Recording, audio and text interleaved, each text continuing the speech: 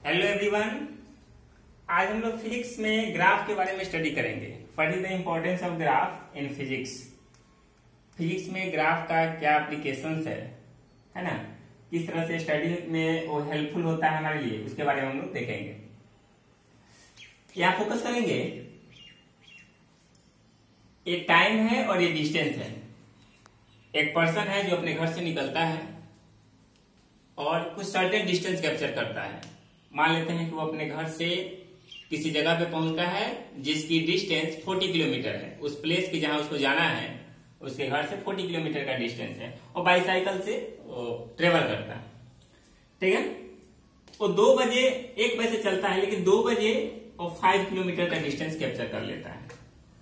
Next 4 बजे वो 15 kilometre का डिस्टेंस कैप्चर कर लेता है और 6 में वो 40 किलोमीटर का डिस्टेंस कैप्चर कर लेता है। इस चीज को एक टेबल जो हमने दिया है, इस टेबल को एक ग्राफ के रूप में हम रिप्रेजेंट करते हैं। सबसे पहले समझ लेंगे ग्राफ होता क्या है। ग्राफ का काम है, it is the relation between 2 variables. ये 2 वेरिएबल्स, 2 फिजिकल क्वांटिटी के बीच के रिलेशन को बताता है। What is the relation between time and speed, है ना। टाइम के साथ साथ स्पीड बढ़ रहा है, घट रहा है। What is the relation between distance and time, time के साथ डिस्टेंस बढ़ रहा है, घट रहा है। दोनों में क्या रिलेशन है उसको रिप्रेजेंट करता है ग्राफ। यानी ग्राफ 2 वेरिएबल्स कह सकते हैं या 2 फिजिकल क्वांटिटी के बीच का रिलेशन बताता है। उसमें एक के बढ़ने के साथ दूसरा बढ़ता है, घटता है, क्या इफेक्ट पड़ता है ना। ये चीज रिप्रेजेंट करता है ग्राफ। दूसरी चीज, ग्राफ एक कंटिन्यू वैल्यू देता है जिसको हम लोग यहां से समझ सकते हैं। ठीक है, जैसे ये टेबल है, हमने क्या किया, इस टेबल से एक ग्राफ को ड्रॉ कर लिया है, जैसा कि आप यहाँ पे देख रहे हैं। ठीक है, ये 2 o'clock में 5 किलोमीटर, 2 में कितना 5 किलोमीटर। यहाँ से ये 10 है तो ये हाफ होगा, 5 होगा यहाँ पे। ये 4 में गया है 15 किलोमीटर, है ना, और 6 में गया है 40 किलोमीटर। मान लेते हैं कि यही जो हम टेबल दिए हैं, वो जो पर्सन अपने घर से चला है सर्टेन डिस्टेंस तक, उसका अगर हम ग्राफ रिप्रेजेंट कर लेते हैं तो हमको क्या बेनिफिट होगा, ध्यान दीजिएगा। ये 2 बजे तो है 5 किलोमीटर, लेकिन अगर कोई वही पूछता है कि 3 बजे वो कितना किलोमीटर का डिस्टेंस कैप्चर किया था, तो इस टेबल में तो वैल्यू नहीं दिया है। अगर वही पूछा जाता है कि 5 बजे कितना डिस्टेंस कैप्चर किया था, तो भी हम नहीं बता सकते हैं। क्योंकि यहाँ इसलिए नहीं बता सकते, ऐसा नहीं है कि उसका कंटिन्यू डिस्टेंस बढ़ते गया है, स्पीड बढ़ते गया है। कभी क्या हुआ है कि अमाउंट ऑफ टाइम में कभी ज्यादा डिस्टेंस कैप्चर किया है, कभी कम डिस्टेंस कैप्चर किया है। जैसे यहाँ पे देख सकते हैं 2 से 4, ठीक है, 2 घंटे में वो कितना डिस्टेंस कैप्चर किया है, 15। यहाँ से तो 5 था, 10 किलोमीटर यहाँ गया है, लेकिन यहाँ पे ज्यादा डिस्टेंस कैप्चर कर लिया है। तो हो सकता है कभी कम उतना ही अमाउंट ऑफ टाइम में, कभी ज्यादा कर रहा है, 1 घंटा में कभी ज्यादा डिस्टेंस कैप्चर कर रहा है, कभी कम डिस्टेंस कैप्चर कर रहा है, तो हमको पता नहीं है। लेकिन अगर इसी को ग्राफ प्लॉट कर लेंगे हम, ठीक है, तो 2, 4, 6 है, यहाँ पे 5 आएगा। 5 बजे भी हम उसका डिस्टेंस फाइंड कर सकते हैं। यहां से ऐसे जाएंगे और यहां से ऐसे आएंगे। ठीक है, तो इससे फायदा हमको क्या है, ग्राफ प्लॉट करने से किसी भी इंस्टेंट ऑफ टाइम में हम उसके डिस्टेंस को फाइंड कर सकते हैं। अगर हमको फाइंड करना है कि 3 आएगा, 3 o'clock में वो कितना डिस्टेंस कैप्चर किया, यहां से ऐसे जाएंगे और इसको यहां से मिला देंगे तो वहां भी हमको निकल जाएगा। तो यहाँ जो टेबल में वैल्यू नहीं दिया है उसका भी हम लोग ग्राफ अगर रिप्रेजेंट कर दें तो उस टाइम में भी डिस्टेंस फाइंड कर सकते हैं। ये फायदा है हमको ग्राफ से। ग्राफ एक कंटिन्यू वैल्यू देता है, लेकिन टेबल एक सर्टेन वैल्यू देता है। जिस टाइम में डिस्टेंस दिया है उसको बता सकते हैं, यहाँ पे कंटिन्यू बता सकते हैं, इस ड्यूरेशन में किसी भी टाइम में डिस्टेंस फाइंड कर सकते हैं। ये इंपॉर्टेंस है ग्राफ। तो ग्राफ क्या है फिजिक्स में, ये it mention the relation between 2 variables, है ना। और वेरिएबल्स कुछ भी हो सकता है, फिजिकल क्वांटिटी कुछ भी हो सकता है, डिस्टेंस टाइम हो सकता है, स्पीड टाइम हो सकता है, टाइम टेम्परेचर हो सकता है ना। लेकिन यहाँ इस चैप्टर में हम मोशन के बारे में स्टडी कर रहे हैं, इसलिए हम मोशन से रिलेटेड ही ग्राफ पढ़ेंगे। ठीक है, दूसरी इंपॉर्टेंस है कि ये कंटिन्यू वैल्यू देता है जिससे उस ड्यूरेशन ऑफ टाइम में किसी भी टाइम में, है ना, डिस्टेंस फाइंड कर, डिस्टेंस टाइम ग्राफ है तो डिस्टेंस से टाइम फाइंड कर सकते हैं, टाइम से डिस्टेंस फाइंड कर सकते हैं, दोनों कैलकुलेट कर सकते हैं। ये ज्यादा क्लियर होगा जब हम लोग ग्राफ का 1 by 1 स्टडी करेंगे। इस चैप्टर में हम लोग को बेसिकली आज हम 2 टाइप्स के ग्राफ को देखेंगे। एक होगा मेरा डिस्टेंस टाइम ग्राफ,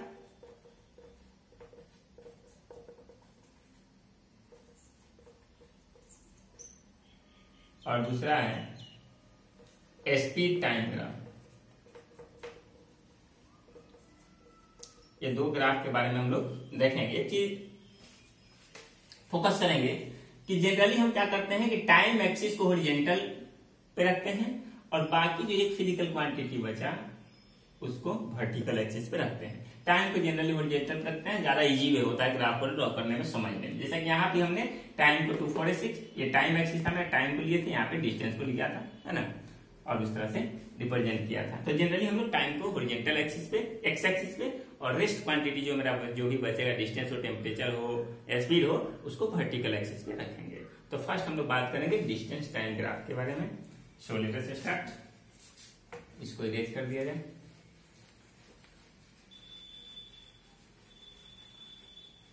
फर्स्ट हमारा फोकस होगा डिस्टेंस टाइम ग्राफ।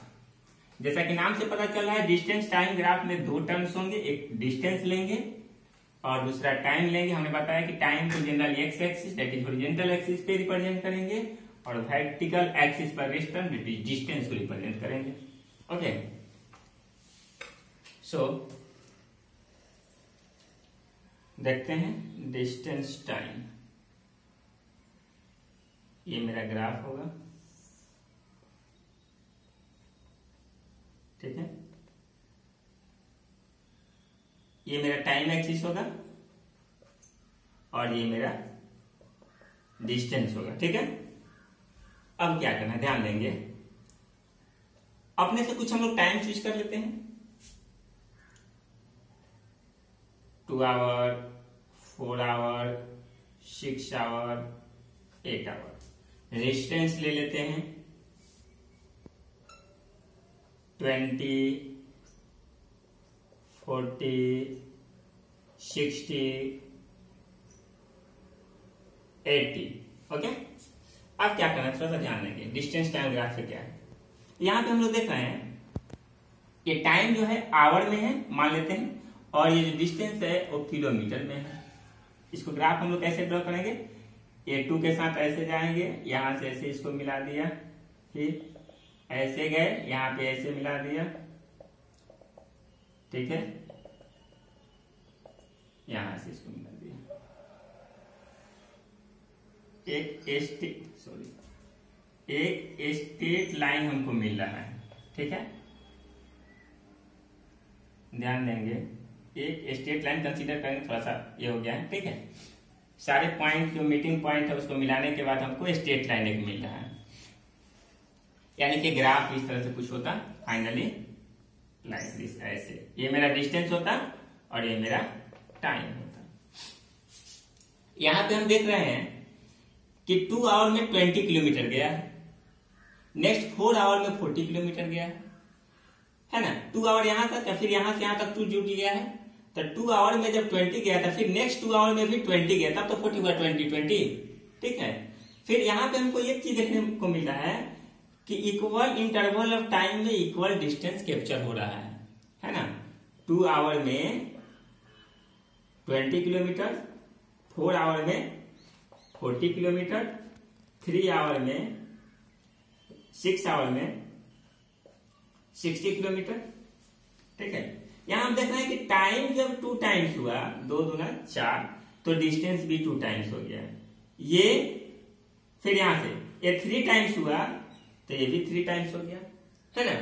तो इक्वल इंटरवल ऑफ टाइम में इक्वल डिस्टेंस कैप्चर हो रहा है, और उस टर्म का, उस तरह के जो रिलेशन है उसका जब ग्राफ हम ड्रॉ कर रहे हैं तो एक स्ट्रेट लाइन आ रहा है। इससे पता क्या चल रहा है कि अगर कोई body equal interval of time में इक्वल डिस्टेंस कैप्चर करेगा तो उसका ग्राफ स्ट्रेट लाइन होगा। उसको बोला जाता है यूनिफॉर्म मोशन। यूनिफॉर्म मोशन, जैसे मान लेते हैं कि आप 1 घंटा में 5 किलोमीटर गए, तो फिर 2 घंटा में फिर 10 किलोमीटर जाएंगे, क्योंकि 1 घंटा फिर बढ़ा तो 5 किलोमीटर और बढ़ा, 3 घंटा में 15 किलोमीटर जाएंगे। और इस तरह से आप जाते हैं, इक्वल इंटरवल ऑफ टाइम में इक्वल डिस्टेंस कैप्चर करते हैं, तो होगा आपका यूनिफॉर्म मोशन। और यूनिफॉर्म मोशन का जो ग्राफ होता है हमेशा एक स्ट्रेट लाइन होता है, यानी कि ये सब तामझाम छोड़ेंगे। अगर कहीं भी हमको distance time graph straight line दिया है तो हम समझ जाएंगे कि मोशन कैसा है, यूनिफॉर्म मोशन है। कैसा मोशन है, यूनिफॉर्म मोशन है। यानी यूनिफॉर्म मोशन का ग्राफ एक स्ट्रेट लाइन होता है। कब? वो डिस्टेंस टाइम ग्राफ होगा तो, है ना। डिस्टेंस टाइम ग्राफ अगर यूनिफॉर्म मोशन है तो उसका ग्राफ स्ट्रेट लाइन होगा। यहां पे एक चीज और ध्यान देंगे, इसको इरेज करते हैं। डिस्टेंस टाइम ग्राफ से हमको क्या क्या फायदा है? पहला कि किसी भी इंस्टेंट ऑफ टाइम में हम डिस्टेंस फाइंड कर सकते हैं, ठीक है, और किसी भी पार्टिकुलर डिस्टेंस जो कैप्चर हुआ उस समय टाइम क्या है ये भी फाइंड कर सकते हैं। दूसरा फाइंड कर सकते हैं, स्पीड फाइंड कर सकते हैं। क्योंकि ये तो डिस्टेंस है मेरा, ये मेरा टाइम है, तो हम लोग क्या पढ़े हैं मैथ में, फिजिक्स में, distance by time equal to speed लिख सकते हैं ना। Speed equal to distance by time, speed equal to distance by time. तो ये डिस्टेंस और स्पीड को हम डिवाइड करके क्या फाइंड कर सकते हैं? स्पीड को फाइंड करते हैं। इसे यहीं पे ले लीजिए, हम क्या करते हैं यहाँ पे इस डिस्टेंस पे, ठीक है, इस टाइम पे और इस 6 आवर में कितना डिस्टेंस कैप्चर किया है? सीधे यहां से ऊपर जाएंगे और इसके सामने आ जाएंगे। कितना किया है? 60। तो स्पीड कितना देगा? डिस्टेंस मेरा 60 हो गया, टाइम कितना है? 6। कैंसिल होगा तो क्या आएगा? 10 किलोमीटर पर आवर। ये मेरा स्पीड निकला किसी भी टाइम पे। हम इस टाइम पे स्पीड फाइंड करना चाहते हैं। यहां से ऐसे गए, यहां से ऐसे गए, डिस्टेंस कितना? 40, टाइम कितना? 4, कैंसिल 10 किलोमीटर पर आवर। तो यहाँ पे जब यूनिफॉर्म मेरा मोशन होगा, यूनिफॉर्म मोशन होगा, तो हर हाल में स्पीड फिक्स आएगा। यहां भी 10, यहां भी 10, ठीक है, दोनों 10 10 आ रहा है, किसी को भी ले लेंगे तो 10 आएगा। लेकिन नॉन यूनिफॉर्म होगा तो डिस्टेंस टाइम का जो डिवीजन होगा वो कांस्टेंट, दोनों सेम नहीं आएगा, अलग अलग आएगा। जैसा कि हम उसको भी आगे देखेंगे। यानी कि यूनिफॉर्म मोशन में क्या होगा कि डिस्टेंस टाइम स्ट्रेट लाइन होगा, ठीक है। दूसरा चीज कि डिस्टेंस टाइम ग्राफ से हम स्पीड फाइंड कर सकते हैं। कैसे? डिस्टेंस और टाइम को डिवाइड करके। इसको हम स्लोप भी बोलते हैं, है ना। ये डिस्टेंस डिवाइडेड बाय टाइम, इसको स्लोप कहते हैं, ठीक है। इसे यहाँ पे ट्रायंगल बनता है ना, ये और यहां से जो आया ये, ठीक है, दोनों के डिवीजन को स्लोप कहते हैं। स्लोप से हम लोग स्पीड को फाइंड कर सकते हैं, ठीक है। दूसरा एक दो और टर्म्स इसका हम डिटेल करेंगे यहाँ पे, पहले इसको इरेज कर देते हैं।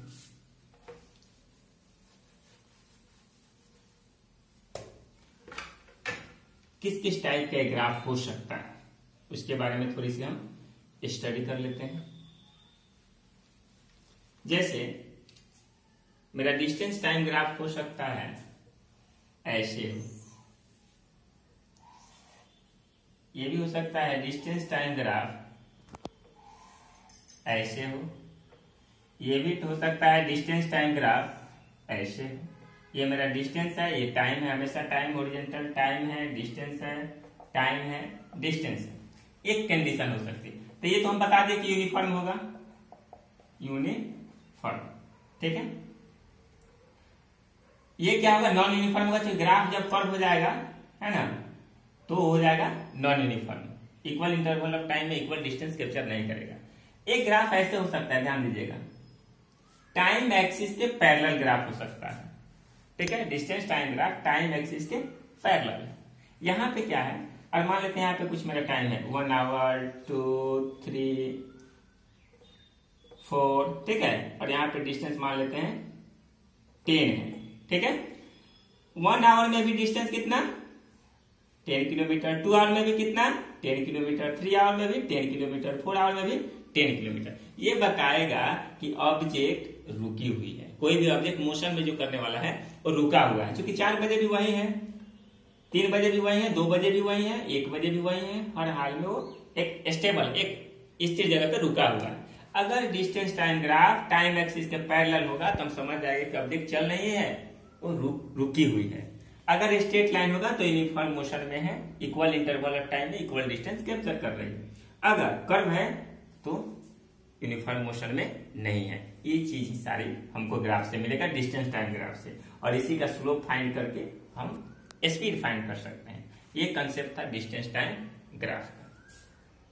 अगला टर्म जो मेरा होगा वो होगा स्पीड टाइम ग्राफ। उसके बारे में थोड़ी सी चर्चा कर लेते हैं।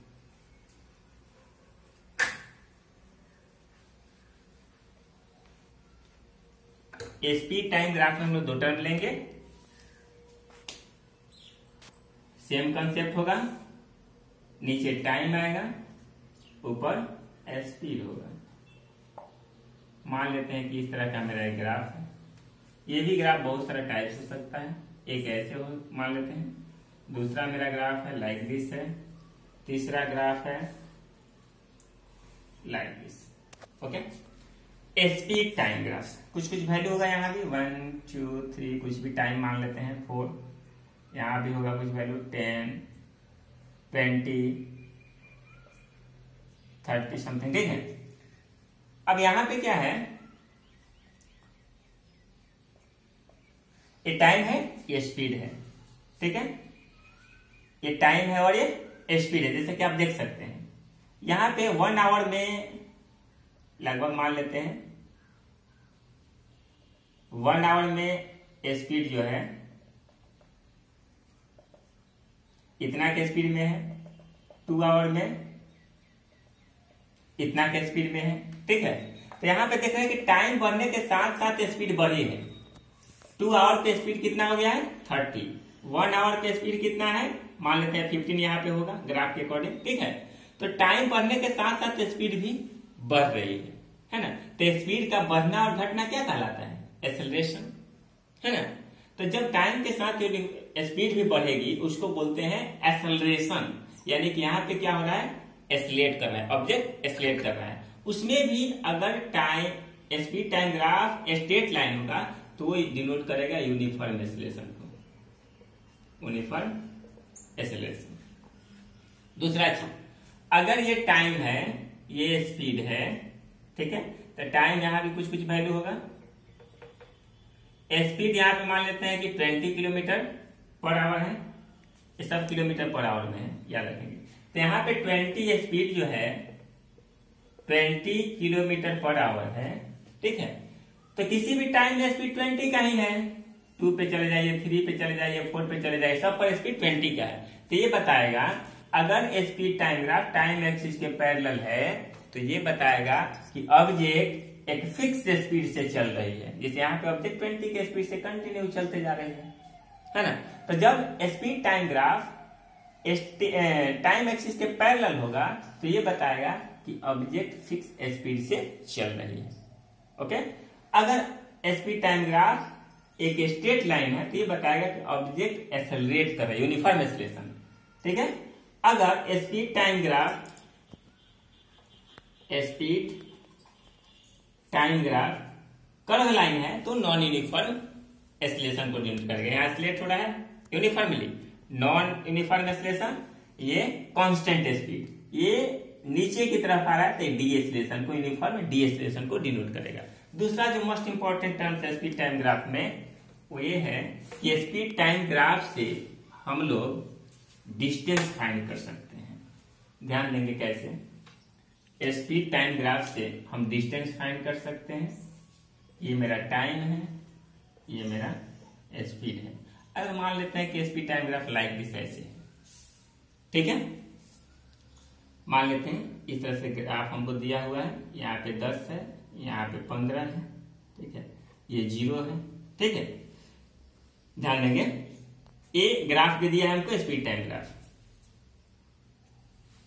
ये ग्राफ देखने से क्या पता चल रहा है कि अगर हम मान लेते हैं टाइम ए है, ये बी है, ये पॉइंट को डिनोट कर लेते हैं सी है, तो ए से बी तक मेरा ऑब्जेक्ट जो है एक्सेलरेट किया, uniformly acceleration, graph straight line. फिर नीचे की तरफ आ गया है तो यूनिफॉर्मली डी एक्सेलरेशन हुआ है ना। अगर दूसरा ग्राफ इसी को और डिटेल कर देते हैं, ऐसे अगर ग्राफ में डिटेल की ऐसे ड्रॉ किया है ओ ए बी सी, ये ग्राफ क्या डिनोट करेगा कि यहां से यहां तक तो यूनिफॉर्म एक्सेलरेट हुआ है, स्पीड बढ़ा है, यहां से क्या हुआ स्पीड कांस्टेंट है क्योंकि टाइम एक्सिस के पैरेलल है, टाइम एक्सिस के पैरेलल है, इसको भी से डिनोट हम लोग करते हैं। टाइम एक्सिस के पैरेलल है तो कांस्टेंट स्पीड है, यहां से स्पीड घटा है, ठीक है। अगर कहेगा कि find the distance covered by this graph, तो हम लोग कुछ नहीं करना है, जो ग्राफ ड्रॉ हुआ है उसका एरिया फाइंड कर देना, क्योंकि स्पीड और ये टाइम है तो speed into time equal to क्या होता है, डिस्टेंस होता है। तो ये स्पीड और टाइम डिस्टेंस को मेंशन करेगा, यानी कि स्पीड और टाइम को मल्टीप्लाई कर देंगे, हमको मिलेगा distance. Simply speed time graph के एरिया से हमको डिस्टेंस मिलता है। यहां भी अगर ट्रेंगल का एरिया फाइंड कर लेंगे तो हमको टोटल डिस्टेंस मिल जाएगा। मान लेते हैं, थोड़ा देते हैं, ध्यान दीजिएगा, यहाँ है 20 किलोमीटर पर आवर, ये टाइम है, आवर में कहेगा कि find the distance covered by the graph. फिर ऑब्जेक्ट का एक्सेलरेट, स्पीड जब बढ़ा है तो स्पीड कहां से कहां तक बढ़ा है, यहां से यहां तक बढ़ा है।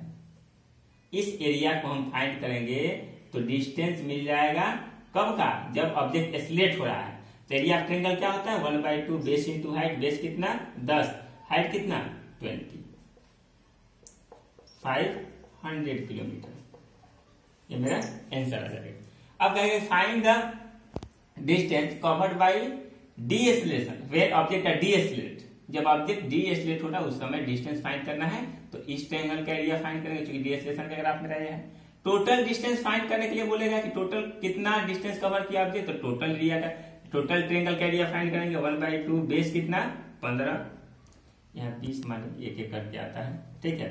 तो 20 इंटू हाइट कितना 20, 10, 200 किलोमीटर, है ना।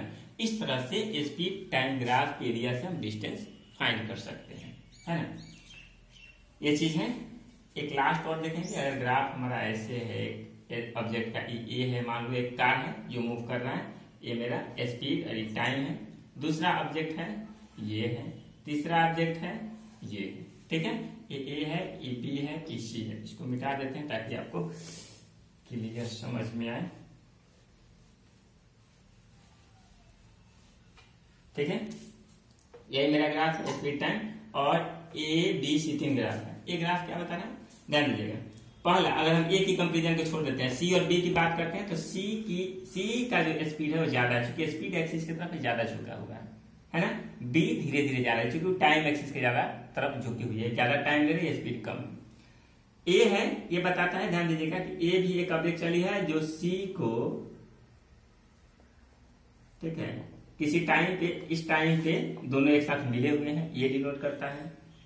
ये सी और ए यहां पे मिले हुए हैं, और बी और ए यहां पे मिले हुए हैं, दोनों इधर कट रहा है ना, तो उस टाइम पे दोनों एक साथ मिले हुए हैं। जो ग्राफ स्पीड एक्सिस की तरफ ज्यादा झुका हुआ है उसकी स्पीड ज्यादा है ना। जो इधर टाइम एक्सिस की तरफ झुका हुआ है उसकी स्पीड कम है। सिंपली होता है कि कौन सा, किस ग्राफ का स्पीड सबसे ज्यादा है, 3 ठो दे दिया आपको। ये स्पीड है, ये टाइम है, ये मान ली ए है, बी है, सी है, तो आप बोलेंगे सी का स्पीड सबसे ज्यादा, क्योंकि स्पीड एक्सिस की तरफ ज्यादा बेंड है। ए का स्पीड सबसे कम है, बी का स्पीड मिडिल में है। आज इतना ही, बाकी नेक्स्ट क्लास में। Thank you so much.